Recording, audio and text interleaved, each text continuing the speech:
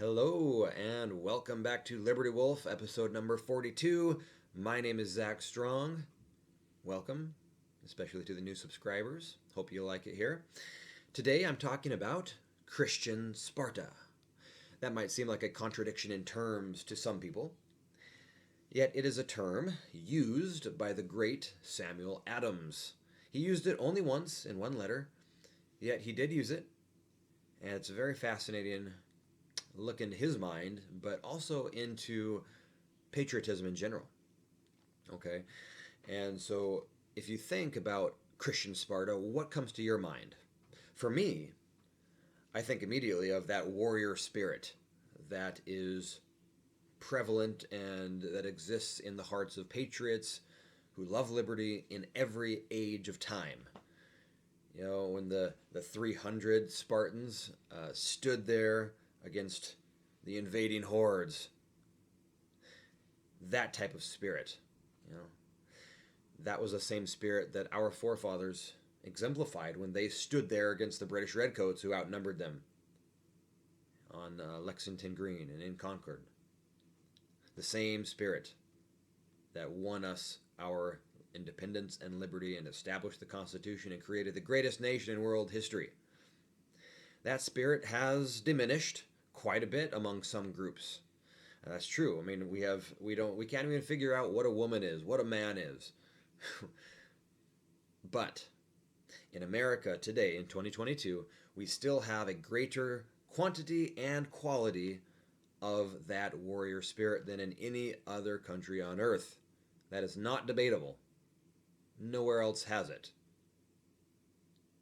We have more patriotism here than anywhere else, and a greater heritage of liberty. This is why America, despite all its very glaring flaws and the criminal satanic cult that has hijacked our government and really is kicking society around because we have been too cowardly and we have been asleep too long, despite that, we still have the greatest chance of establishing freedom. Reestablishing, I should say, freedom. No other place has. Who else is going to do it? Germany?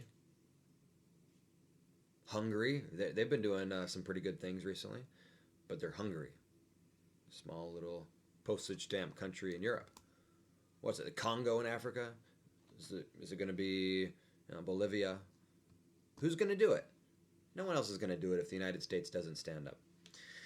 So I'm going to read just very quickly. This is a short one today. Just very quickly, a letter by the great father of the revolution, Samuel Adams, to John Scully on December 30th, 1780. He said, quote, "Our government, I perceive, is organized on the basis of the new Constitution.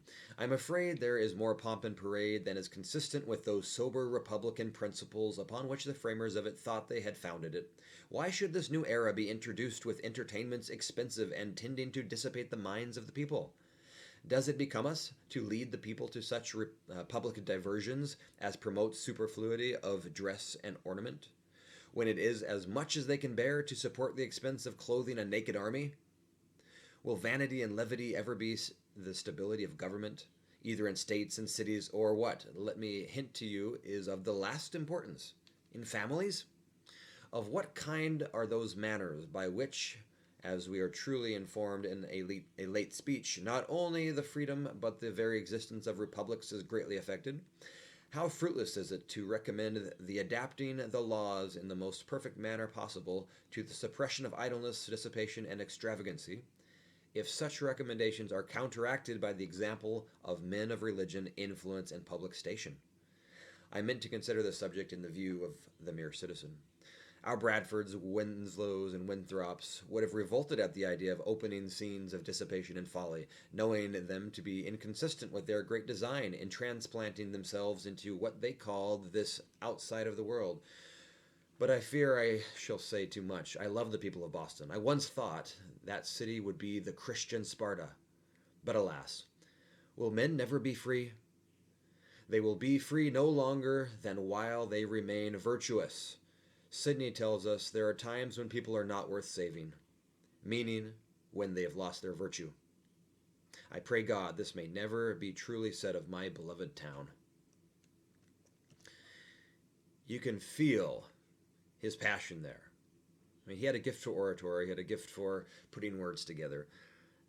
And some, I read a little letter where someone was saying, he was probably just using this expression, Christian Sparta, to, kind of allegorically and just as a device to rouse people. Well, even so, but I don't think so. I think he was very sincere.